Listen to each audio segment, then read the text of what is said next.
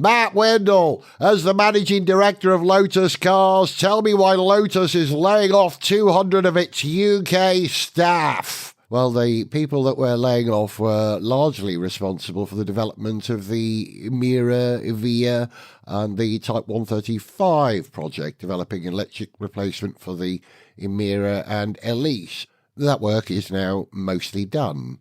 What's your reaction to people who say that Lotus has lost its way? Nonsense. We're still very much adhering to Colin Chapman's famous adage. By freeing the company of unnecessary staff, we are clearly adding lightness.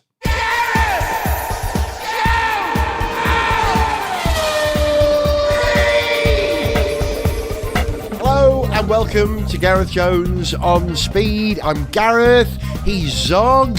Hello. And I'm feeling a little smug. Really? How so? Well, you know the government changes to VED, Vehicle Excise Duty. Yes. Which have suddenly added, I believe, 59 new vehicles to a higher band and all that. Well, the changes make no difference to me whatsoever. I've got a Band A car that produces only 89 milligrams of unpleasantness per kilometre, and therefore I don't pay any road tax, and next year I won't pay any road tax too, so nah. Well, which emphasises what an excellent choice of vehicle you made. Yeah. There's truth in that, man. There you go. You know, it meets all the standards. It's Euro 6. It's very low on emissions. It's incredibly thrifty, consistently 63 miles to the gallon. I'm loving a Citroen, as we do. Yeah, no, good to hear. Good to hear. You're not feeling smug for any reason down there? What are you feeling? At the moment, I'm feeling a little bit smug because of my crushing victory in last night's poker game. Other than that, no. Really? Yeah.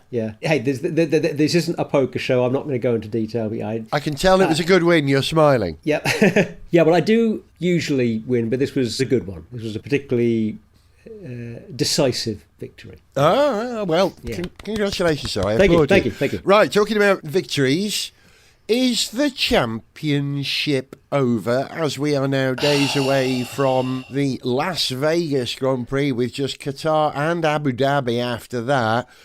After Brazil, has dear Lando blown it?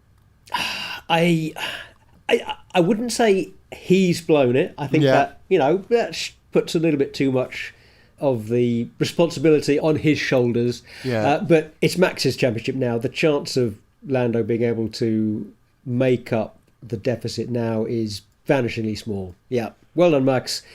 It's a shame Lando's bid was exciting while it lasted, but yeah, hope is drifting over the horizon. That was a masterclass of a drive by Max in Brazil. Fair play from 17th to win.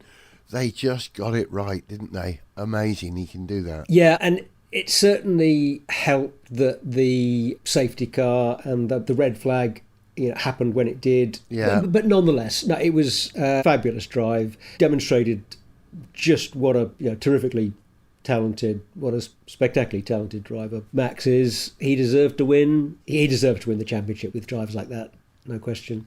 Now, a little previous, but a small applause for Max. Of course, almost, because he can do it mathematically. Max actually can seal the deal on the championship at Las Vegas, I believe. It is possible. Yeah, that's right. Yeah, it's still mathematically possible for Lando to catch up. It's just, in the real world, incredibly unlikely. But yeah, the next race can put it mathematically out of Lando's reach, yes. Yeah, well, it's been a good season. I've quite enjoyed every minute of it. It's not over yet, though. It's not, well, and, I think, as we said before, it bodes really well for next year. I'm really excited for how things are going to play out next year because we've got technical continuity, rules continuity from this year to next, we can expect the top teams to be as competitive with each other as they are now, more or less, which is fantastic. That means we can expect to have Red Bull, Ferrari, McLaren, Mercedes fighting it out on fairly equal terms. And we've got a very exciting, driver move in Hamilton going to Ferrari. I'm super excited for that combo. So, yeah, it makes me very excited for next year. The paddock gossip I hear this week is that a number of teams are considering doing not only no more aerodynamic development for the remainder of this season, but in 2025 as well, in order to get additional wind tunnel time for the development of the major step that will be the 2026 car under the new rules. So I think you're probably right. I think we're going to see a similar sort of season next year. It will be a fairly static period in terms of development, whilst everybody looks at the long game, which is coming out fighting in 2026. We've been treated, I think, over the last couple of years, I think the way that the rules work now with penalties and keeping teams within a budget, and not just a financial budget, but an hour budget in CFD and in wind tunnel, and all that is keeping the field close together and allowing this constant change, this ebb and flow. Hey, which brings me, right, constant change, which has been a while since we've had that. If you think about it, if Max wins his championship this year, he will only be the second driver in history ever to have won his first 4 championships in successive years. The last one to do that was Sebastian Vettel, who did it in Red Bull. Okay, yeah. Max will have done it here. So once again, we have had a period of Red Bull dominance, but it's starting to wane. Max had to work for it a little harder. Here we are, 3 races from the end, and he's done it, right? Oh, well, he's almost done it. Oh, I hope I'm wrong. I hope this weekend something incredible happens and suddenly Lando's in the championship again. But hey, you're right. You know, we've had this period of stability, and now a period of change is coming. Change is coming. Do you know who else wants change in Formula One? Liam Lawson. How so? What's he unhappy about at the moment, other than Sergio Perez? Yeah, yes, I know. But no, he's spotted. He's unhappy that the British national anthem, God Save the King, I think it's called, is played when McLaren win. He says, well, you know, he was a Kiwi, mate. Oh, yeah, They should be playing the New Zealand anthem, which I looked up. It's called Mana Kitia Mai Aotearoa. I think that's right, Aotearoa. You've got to say all the vowels. Yeah. Which is God Defend New Zealand in Maori. I've heard a lovely version of it played on the ukulele. It's a real sort of Polynesian vibe to it. It's really sweet, the one I heard. I have some sympathy for his point of view, but McLaren isn't based in New Zealand. It's not a New Zealand team. The guy that founded it, fabulous guy that founded it, Bruce McLaren, was a Kiwi, sure, but he founded a British racing team. Correct. He didn't found a New Zealand racing team. So, yeah, I've got some sympathy, but I don't agree. No, you play the British national anthem when a British team wins. And Liam Lawson's viewpoint is that, well, they play the Austrian national anthem when Red Bull win, and they're every bit a British team, even though they were founded by an Austrian in Britain. So the same rule applies. Red Bull should probably race under a British flag. Well, okay, in that case, we could go and find the rule, I guess, about what anthems play. But Red Bull is an Austrian company. The company that owns Red Bull is very definitely an Austrian company. They may have a base of operations in the UK, but yeah, so okay. I don't know how the ownership structure of that team works. Yeah. But Red Bull is an Austrian company, so it doesn't seem surprising that they're playing the Austrian national anthem to me. Well, in that case, McLaren, who are, I think, entirely owned by the Bahraini Mumtalakat Holding Company. No, I think that makes them a Bahraini team. They should play the Bahrain national anthem when McLaren win. Yeah. And this is going to get into, I guess, some specific rule to do with ownership of the team. I'm not. Interesting question. Yeah, I guess that's going to be something to do with the fact that the shareholders in McLaren own some kind of holding company, some company that directly owns and runs the team. That company is based in the UK, therefore it's the British national anthem. Whereas the company that directly owns and controls Red Bull Racing is registered in Austria. Yeah. I assume that's what's going on, but I don't know. This is a great feature for Ted Kravitz to do in the build-up to a Grand Prix, isn't it? With all Actually, this? yes, you're right. No, it would be. Yeah. Get on the case, Ted. Tell us what you can find out. I'll write to Ted and suggest it. He's never short of ideas, but I'll give him one. Yeah, this international ownership or unclear ownership regime that Formula One is very much in now and has been for a long time, really, is now extended to Audi with the quite shock news, in my opinion, in the last week. The Audi, 2 years before they actually appear on the grid, have sold significant, or in the process of selling, significant ownership of the Audi Formula One team. Wow. What's your feel? As you say, yeah, they seem to be in the process of selling it. I couldn't find anything definite in terms of, exactly how much they're selling and to whom, although it seems to be that investors from Qatar are most likely to be buying a chunk of Audi. I'm not sure quite how surprising it is, but I think we were clearly due some kind of announcement, because one had the feeling that things had gone rather quiet with Audi for a while after the senior management of Audi had been shaken up, which had happened after Audi had decided to get into Formula One. They appeared to be having a bit of a rethink about how realistic their plans were and whether they had the right things in place, and seemed to be taking a hard look at it, and there didn't seem to be many signals coming out about which way their thinking was going.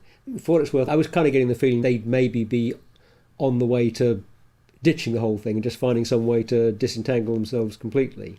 But fortunately not. They are going ahead, but they clearly want other investors to come in and help fund the project. Exactly. So that is what is happening now. I think they've realised how big the mountain is to climb and what sort of investment they're going to need to bring the Sauber, the Hinwil and Ingolstadt design and manufacturing bases up to spec. There's some pretty high rollers there in F1. Aston Martin have got great setup now, haven't they?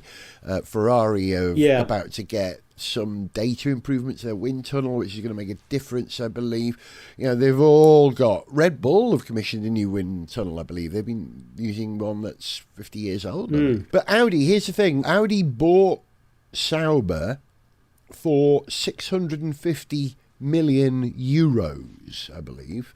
Now, the Volkswagen Group are talking about losing up to 30,000 jobs across VAG. The Qataris, and this is the curious thing, I was digging into this as I worked out, the Qataris have indicated they're willing to spend up to £1 billion on the project if the conditions are right. I wonder what that means, total ownership. Curiously, and I had no idea of this, Qatar is the third largest existing shareholder in the Volkswagen Group.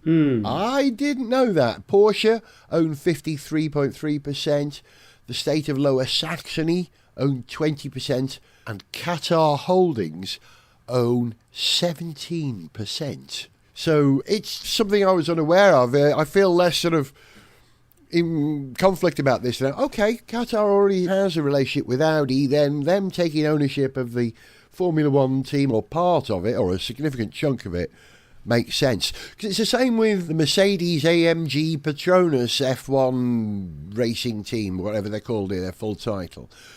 Daimler don't entirely own that team. Some of it is owned by Toto Wolff himself. And another element of it is owned by Ineos. It does maybe suggest if there's already a significant Qatari ownership of the group, and obviously having a Formula One team is part of a marketing strategy to sell more of their cars.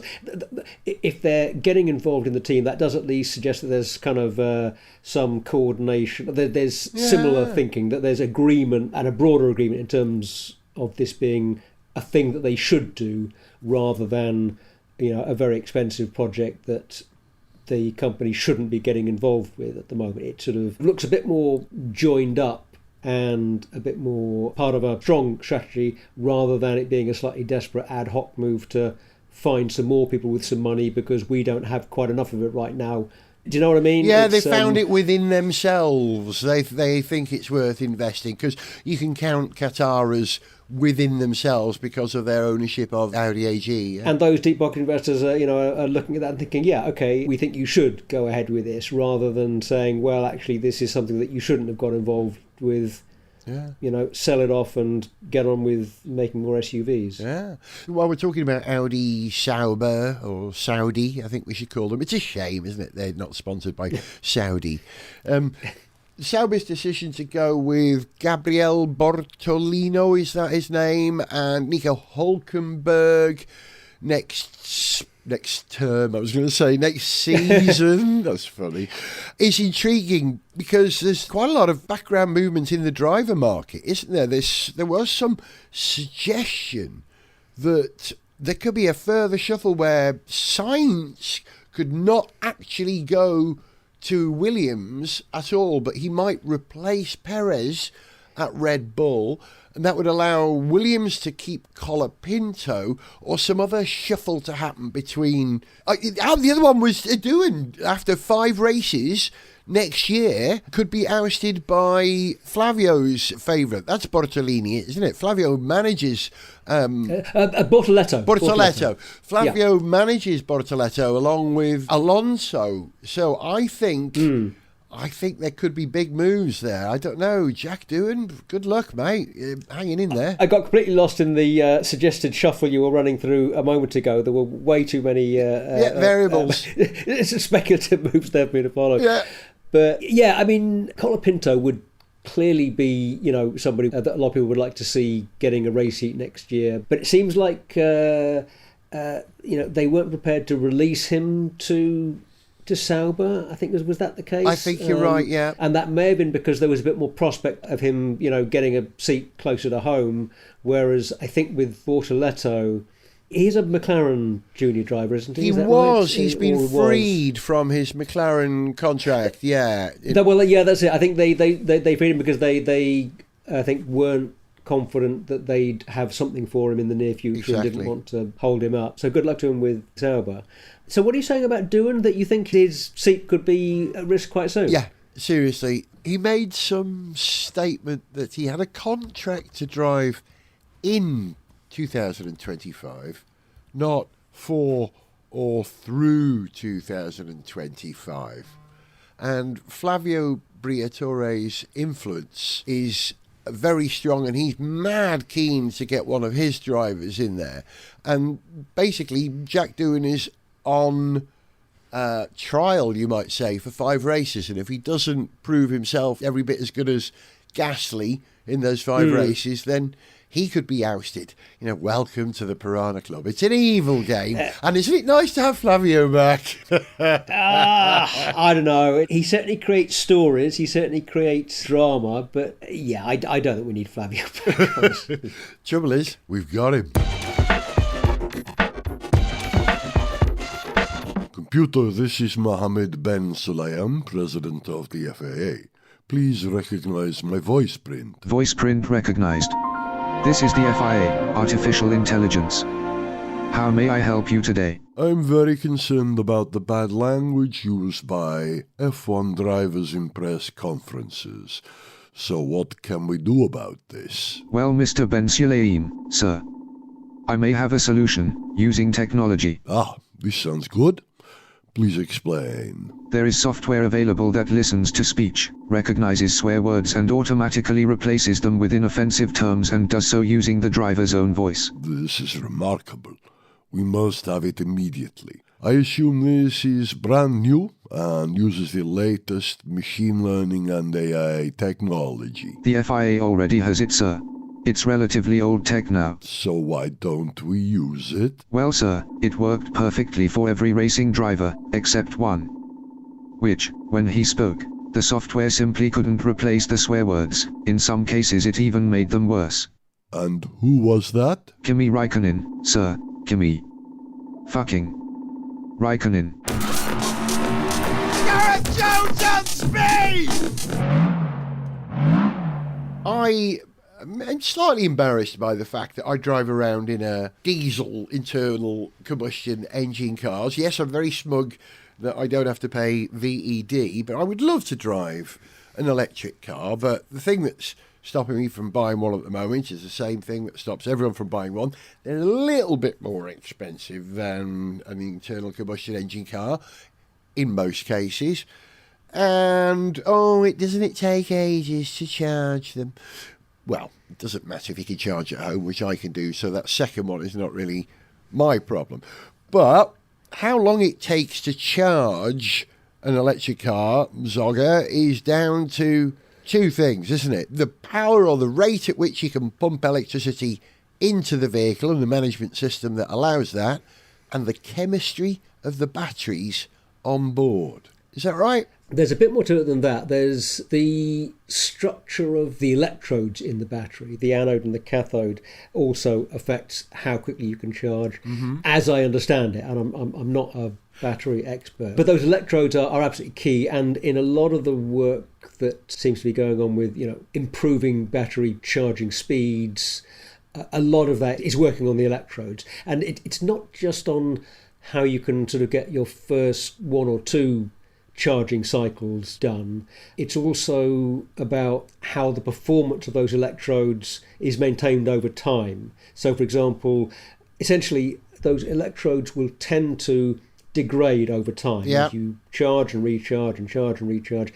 The physical structure, the surface of those electrodes will deteriorate in some way, and they work less well, and that's a major reason why your battery performance degrades over time. You can equate it to elasticity in a rubber band, can't you? When you first get it, it's all taut and strong, and then after multiple cycles of stretching, cracks appear, then it doesn't pull as strong as it did. It's just not as good at doing what it does. It's a reasonable analogy. Yeah, I think that's a good. I think that seems a good analogy. I agree. Yeah. The 100%, other thing I understand is the degradation of the anode. There's a lot of work going into, and I know nothing about this, silicon anodes being a really good solution. Silicon, I'm reading this now, silicon is considered to be a promising anode material to improve battery performance. Silicon anode materials mainly consist of silicon nanowires, silicon nanospheres,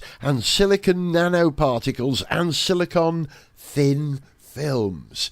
Oh my God, I've never heard of silicon thin films before. Nanospheres, yeah. These are basic building blocks, aren't they? Flats and rings, mats and ropes and spheres. Yeah, I mean, it's interesting that you mentioned silicon sheets. I mean, that's presumably a silicon equivalent of graphene. Yeah. Single atom thick layers of carbon atoms that have a lot of potential uses, that are being a bit slow to commercialise because it's very difficult stuff to make, essentially. And silicon, it's an alternative to carbon as a material for the anode in your battery. And it has significant advantages because you can stuff more charge into it, essentially, quite a lot more than with carbon. And it's lighter, but it tends to expand more than carbon. So when a carbon anode does its thing, when it's working, it will expand and contract a little over the charging cycles. Silicon also expands and contracts as you charge and discharge your battery, but it expands a lot more than carbon. And that's a big problem because, if your anode is changing size as you're charging and discharging it, there's going to be mechanical stress that could, over time, damage that anode and make it work less well. It's not an easy material to deal with and to just replace the carbon with silicon. You can't do that at the drop of a hat and magically get a better battery. You get a battery that really doesn't work. But manufacturers are doing a lot of work on combining silicon and carbon. Hybrid. Yeah, and one of the companies that's doing this, Nanograph, for example, an American company, they've recently got a decent-sized investment from the US Department of Defense, I think, who are going to use a lot of their silicon-heavy anode batteries in a lot of the battery-powered stuff that an army uses, radios, night vision devices, scopes, communication equipment, computers. Yeah. And the advantage, I believe, that the particular nanograph batteries that they're planning to use offer, basically they get about 15% better performance out of them. So they get, 50% more energy for the same amount of weight carried, or you reduce the amount of weight that you're carrying to be able to produce the same amount of power at the end of the day. Yeah. There's loads going on. It's intriguing. Once upon a time, when we were petrol heads, we'd sit down and go, the great advantage of the double overhead cam, of course, is that you can, the great advantage of the 16-valve head, the great advantage of the Schnurl port, or supercharging and turbocharging. It was mechanics that gave us better combustion, better performance, and we cared about that. It was badged on the car, S for 16-valve, turbo for turbo. And now, to get better performance on your car, whether it's range or power, ultimate power, it's chemistry. It's not mechanics anymore. It's chemistry, isn't it? We're talking about chemistry. So, instead of having turbo written on the back, you'd have NaCl. Is that sodium? That was sodium chloride. Yeah. Na is sodium, Cl is chloride. Yeah, of course. I forget. Because sodium batteries are being considered again. You've been looking into this. Because you mentioned this the other day, and I was a little bit sceptical, because the last time I looked at sodium batteries at all, I seem to remember them having relatively poor energy density, so they seem to be an unpromising tech for electric vehicles. But there is a bit more to it than that. First of all, sodium is cheaper and much more widely available than lithium. So if you're thinking about the security of your supply chains, or just having sovereignty over your supply of critical materials, sodium is a much better chemistry to pursue than lithium. Massively cheaper, massively more available. But the energy density is lower. Now, there have been some recent advances and breakthroughs. So there are some sodium batteries that have energy density that is much more on a par with lithium-ion batteries now. A company called CATL, for example, has a new generation of sodium-ion batteries that are about the same energy density as lithium-ion batteries. This is the Chinese company, CATL. I think they are Chinese. I believe so, yeah. And so those batteries would be, certainly practical for, I guess, probably lower-end electric vehicles. The main application that they're anticipating for this generation of batteries, anything similar, is in kind of grid-level storage and sort of, installed capacity rather than things that move. Oh, right. So where volume isn't a problem, so you can scale up, Right, and this is the thing, because they're not going to be high-performance batteries. You could broadly say that they're going to be cheaper and safer and maybe have some other advantages in the bigger picture than lithium batteries, but they're going to be bigger and heavier. Yeah. So they're going to be fine for an electric vehicle that doesn't need high performance and optimum range. Your higher-end vehicles will have different battery tech that is more expensive and gives you lighter high performance batteries, but sodium batteries could be a good low cost option for cheap electric vehicles, I think. Yeah, I think that's its appeal, isn't it? It's a huge step.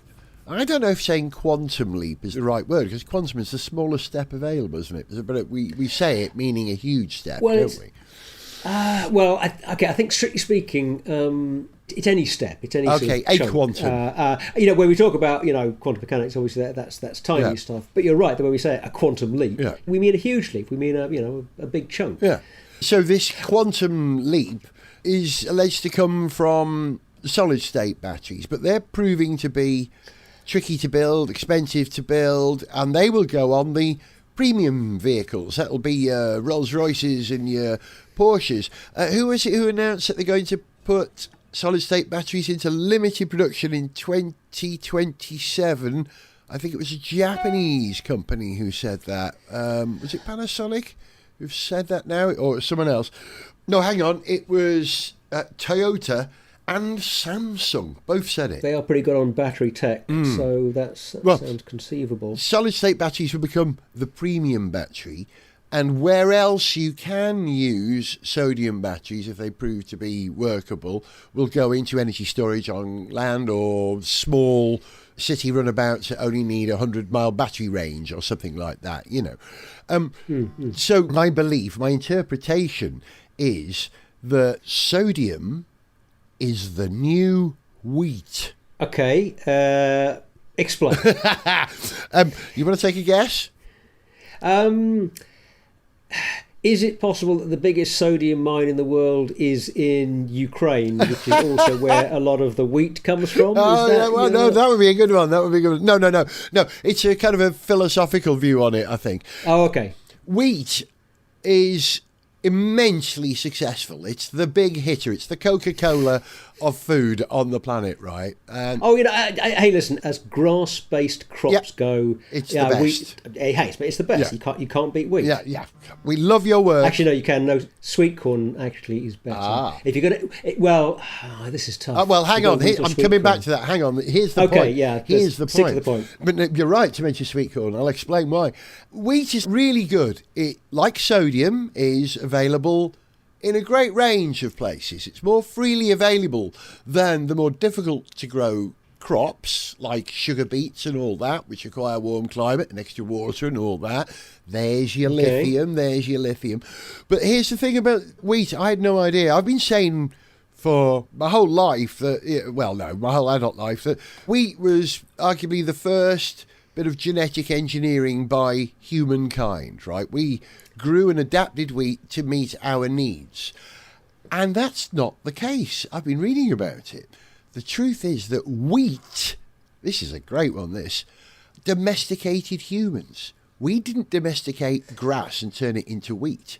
Wheat demanded of early sapiens that they watered it and they bent down and they were able to plant it, and it would not exist without human or early human assistance. It was like a symbiotic relationship. Carry on. In other words, it wasn't the action of humans that allowed wheat to occupy pretty much every quarter of the planet. It was wheat that co-opted humans into its mission of success around the planet. Genuine thought this. This is not one of my silly thoughts. I've been reading about it. This is the thinking now. Wheat domesticated humans. Humans did not domesticate wheat. But the point about wheat is it's successful and it's really quite average. There are things with a lot higher energy levels in them, a lot higher fibre level, a lot higher protein level, right? But they're a lot more palaver to manage. Whereas sodium is like, easy, make your batteries easy. Sodium is the new wheat, or sodium is the wheat of energy for cars. Or energy storage, anyway. Okay, I mean, I still think it's a bit of a reach, and I have quite a lot of thoughts about that wheat versus humans narrative that you're teasing out there, but we don't have time to get to it. Although, but I would, and I think I'm glad you got around to saying there was something symbiotic there, rather than insisting too much on that. Yeah, because basically that's sort of wheat domesticated humans or humans domesticated wheat. Either of these would be a slightly, be an oversimplification, I think. So well over the symbiosis thing, but no, that thing about you mentioned sort of it was you could argue that we genetically engineered wheat. Well, this is a very important point, actually. It's quite a broad point that what human beings have done over our recent evolutionary history in developing all kinds of food crops and domesticated animals, we're doing exactly the same as people are doing with what we generally call genetic engineering. In an artificial sense, it's the same thing, and people, get, in my opinion, ridiculously alarmed about genetic engineering. Yeah, we've been messing about with genes constantly. Yeah, we just have better tools for doing it now. Yeah. I mean, sprouts, great example, right? It's a completely different variety of sprout that we eat these days that we have engineered and bred very carefully. Even as recent as the 1970s. That's why kids hated sprouts in the 70s, and these days kids go, actually sprouts are okay, It's because they're sweeter now. Yeah. So from sprouts to other technologies I know nothing about in the remaining minutes of this programme. Lithium-sulfur batteries, believed to be one of the most important systems that the next generation of EVs or next generation of electrochemical energy storage is going to be. Sulfur's low cost, highly abundant in nature, and non-toxic. I don't know anything about that, but I do know, you're reminding me that when I was doing a little bit of research on sodium batteries, Ford took out a patent for a sodium-sulfur battery in, I think, the 1960s. Wow. They've subsequently sold the patent and the rights to somebody else, but the Ford Motor Company had a patent for an early sodium sulfur battery, which I think was a little bit difficult to commercialise and to use because it required liquid sodium and liquid sulfur electrodes. So it had to run at very high temperatures. And I think I also read that they're sometimes used in guided missiles because you sometimes want... they've got very good shelf life and can deliver very high power for a short period. You don't need a lot, right? Because missiles aren't going to last once they're fired. They're not going to be around for much longer, are they? You don't need to last short a couple of journey. minutes. Exactly. Interesting. Ford, of course, were very active in electric cars in the 1960s. I remember they had a wonderful little vehicle called the Ford Commuter, which looked rather like the smart car, but some 25 years before the smart car. I thought that was a neat bit of kit. Oh, it was lovely, the Ford Commuter. Yeah, it looked like the early 1960s Ford Econoline, the American Econoline van with that snub front, but compressed like a Ford Concertina, you might say. It was, that was lovely. All right, more battery tech. Last couple of bits. I'm going to finish on this thought about battery tech. Two bits of tech I'm intrigued in. Cobalt-free batteries. US Department of Energy is hoping to end the use of cobalt in lithium batteries by 2030. Cobalt is expensive and mining of it is associated with human rights abuses. There's cobalt in the EVs that we're driving. Almost certainly there will be, right? Yeah, so cobalt-free batteries are clearly a human rights issue. And this is my favourite of all of them. Nanobolt lithium tungsten batteries. Now, these batteries have a web-like nanostructure that forms a large surface area. So you've got more surface area for ions to attach to during recharging and discharging. And so that allows charging to happen more quickly, or discharging to happen more quickly, I suppose. You can get energy out of it quicker. And it's all to do with surface area. And that's intriguing. You know, it's like a fractal thing, isn't it? The smaller the particle that you're able to make the thing from, the greater the surface area. I'm finally starting to understand battery chemistry, you know, in the way that I understood engineering in cars. Just a little bit. And I want a car which says, you know, Ford Escort Nanobolt. That would be a good thing to write in the boot, wouldn't it? Anything nano sounds good. Yeah. You know, nanotech is always good. Well, it always sounds good. You know, whether when you get down to it, this nano thing, whether it is a nano thing or whether it's giving you some real benefit is a whole other thing. But yeah, when we talk about nanotechnology, we're talking about technology that is sort of right on the dividing line between, if you like, regular scale engineering, you know, anything that you can do, and this could be tiny, you know, but it's still, if you like, regular scale engineering, physical scale. Molecular level, is that right? Yes, it is pretty much molecular level. It's above, it's sort of just out of the quantum sized realm, but it tends to be in a regime where quite often quantum effects are important, where they become significant and they play a part in why a nanomaterial will have properties that are very unexpected given what you're used to that material being like in its bulk. I mean, I can't think of a good example off the top of my head, but graphene, you know, one atom thick sheets of carbon have very high, very good electrical conductivity and very high physical strength. Despite being made of the same stuff as graphite is made of. And that's because it is a one atom thin sheet. It's one molecule thin, and you get slightly different kind of effects and behaviour than you get when you've got a bigger bulk of the stuff determining how it behaves. I'm waiting for two things. Either the Higgs field battery, where I don't know. No such thing as 0 point energy, man. No, you can't. You can't do it. You've got to have an energy difference. You've got to have. You know, it's not enough to have some energy in the vacuum. You've then actually got to be able to have a difference. Yeah. So forget it. How about this one? How about quantum batteries? Now, this is my idea. This is a quantum entangled battery, where you have a battery in your car which is entangled at a quantum level with a battery that you've got at home which is constantly charged.